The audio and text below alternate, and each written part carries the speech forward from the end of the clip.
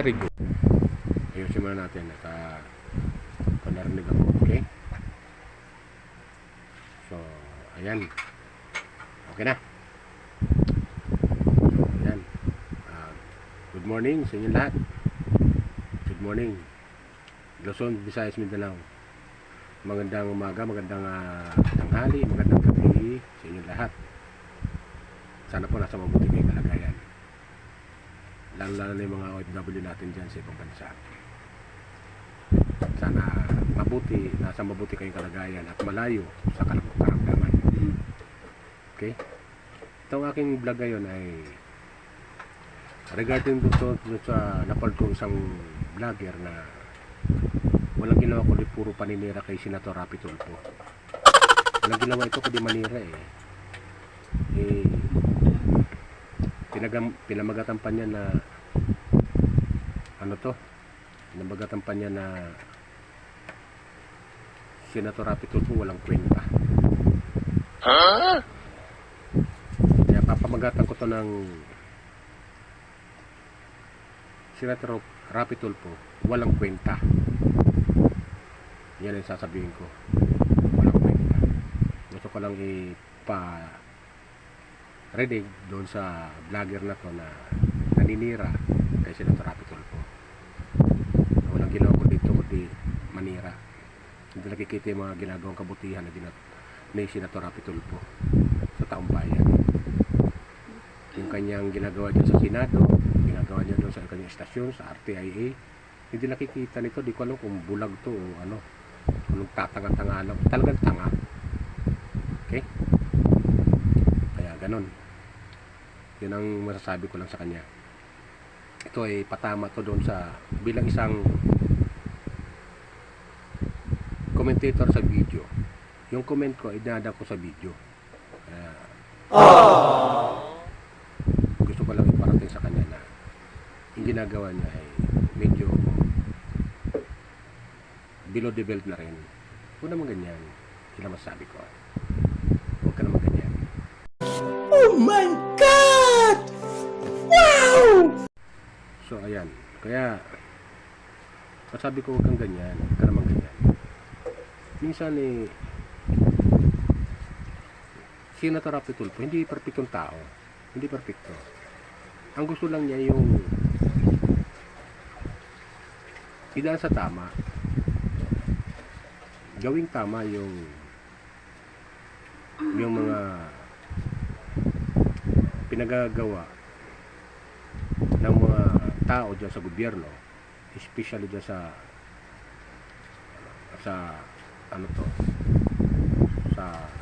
Senado, yung pag-iimbestiga nila para malaman ng taong bayan yung pinagagawa ng mga tiwaling opisyal ng ating gobyerno. Kaya iniimbestigahan niya Okay. Yung ginagawa niyang pagbubulgar sa mga taong hindi gumagawa ng tama, katulad niya na pag-iimbestiga, hindi tinatama yung pag-iimbestiga. So, marami ulit katanungan sa taong bayan na nanonood sa kanila dyan sa Senado. Ano ba yung ginagawa nila? Tama ba yung trabaho nilang ginagampanan nila? Tama ba yung pagpapasweldo ng taong bayan sa kanila bilang na nagtatrabaho dyan sa gobyerno?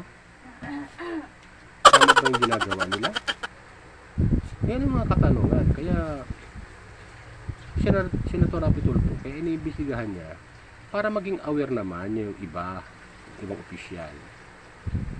Para maging aware sila sa kanilang ginagawa. At gawing tama trabaho nila. Hindi puro pagpapalamig lang sa kailang opisina. Hindi puro kuha ng komisyon sa mga project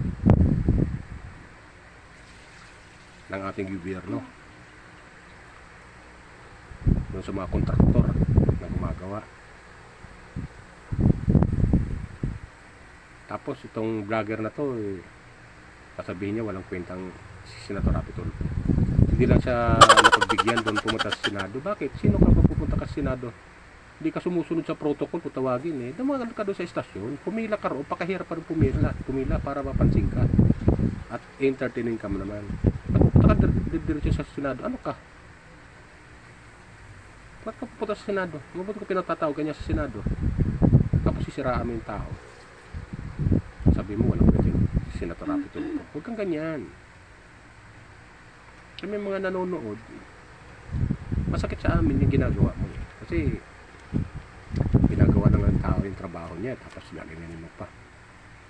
Yung pag-iimbestiga sa Senado, alam mo ba yun na diyan natin nalalaman yung ginagawa ng ibang mga opisyal ng ating gobyerno kung nagtatrabaho ba sila o hindi. Marami na sila na-imbestiga sa Senado. At para magawan na din ng batas. Para magawan din nila ng batas. Di mo ba napapansin yung galing sa kanyang istasyon, sa kanyang programa, ay dinadala sa Senado para mapakinggan ng taong bayan yung ginagawa nila. Para maging tama. Para gawin lang ang tungkulin nila bilang isang opisyal ng gobyerno. Sayang pinapasahod natin sa kanila kung di nila gagawin trabaho nila. Diba? What? Kaya ikaw na vlogger, dapat kung magsalita ka, dapat titingnan mo rin yung ginagawa ni Senator Rapi Tulfo. Napakahirap pa yan maging senador. Gusto niya tumakbo din sila senador, nanalo nga siya. Yan ang nararapat. Kaya nga sa nanalo dahil maraming mga hinaing ang taong bayan na hindi nakukontento sa ibang investigasyon sa mga naunang pa na pag-iimbestiga. Parang walang buhay pag sila nag-iimbestiga. Pag wala si Senator Rapi Tulfo, walang buhay ang investigasyon. Walang buhay ang investigasyon. Parang pumapasok sa kabilang tainga ng mga ibang opisyal na imbestigahan, pumapasok sa kabilang tainga, lumalabas sa kabilang tainga. Pag si Rapi Tulfo ang nagsalita at nag-imbestiga, sisiguraduhin mo, pasok sa tainga nila, pumapasok sa puso nila. Nila. Para sa susunod gagawin ng trabaho, ay gagawin lang tama. Gagawin lang tama yung pag-iimbestiga. Yung trabaho nila habang sila inimbestigahan. Kaya nga inimbestigahan dahil mayroong mali ginawa. At may nasilip ang ating mga senador sa trabaho ng ibang mga opisyal dyan ng ating gobyerno. Hindi ko lang iisa-isahin dahil marami na ako napanood na investigasyon sa Senado na nandiyan si Senator Rapi Tulfo. Alam niya kung nanonood kayo ng investigasyon sa Senado. Kaya ikaw vlogger na tumisira kay Senator Rapi Tulfo, huwag ka naman ganyan. Huwag ka naman ganyan. Hindi ka lang napagbigyan. Ano ganyan? Paminsan-minsan kasi gamitin mo rin yung tawag ko ba dun o yung utak mo. Paminsan-minsan gamitin mo rin yung utak mo. At yung damdamin mo. May damdamin ka pa ha. Hindi puro paninira ginagawa mo kasi natarapiton ko eh. Yan lang masabi ko. Kung ganyan, yung paninira mo sa kanya eh, hindi nakadudulot ng maganda yan. Paminsan-minsan, manood ka at kung dadagdagan kung ano sinabi mo na Senator Rapi Tulfo, yun lang, sabihin mo rin. Sabihin mo, huwag mo dadagdagan at huwag mo rin babawasan para yung mga nanonood sa'yo maniniwala. Eh siyempre, kami nanonood kami, nakikita namin yung mga ginagawa mo eh, napapanood namin yung mga upload mo sa video eh. Iba yung sinasabi mo sa toong investigasyon nila eh. Iba. Hindi mo kinukumpleto yung video. Panoorin mo yung buong video para malaman mo yung reaction mo. React ko ng ganun, mali naman. Ang ganyan. Parang nilalason mo isipan ng mga tagapanood, tagapakinig kay Senator Rapi Tulfo eh.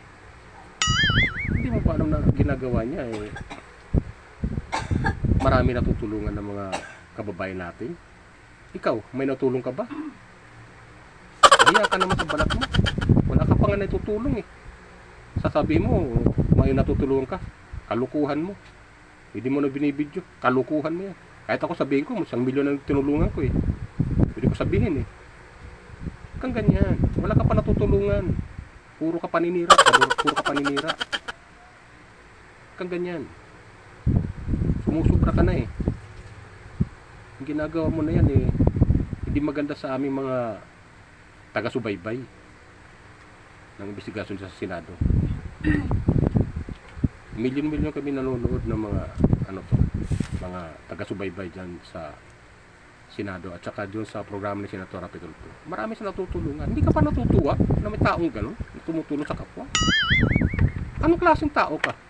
Di ba? Ibig sa sumuporta ka na lang sa ginagawa ni Senator Rapi Tulfo eh. Punahin mo kung mali. Pero kung tama naman, palakpakan mo. Anong klaseng tao ka? Hindi ka nakakatulong eh. Ang ka lang eh. Sinira ka lang ng diskarte ng mga viewers eh. Inisira mo yung isipan ng taong bayan na nanonood kay Senator Rapi Tulfo. Yung tiwala, sinisira mo yung tiwala ng taong bayan.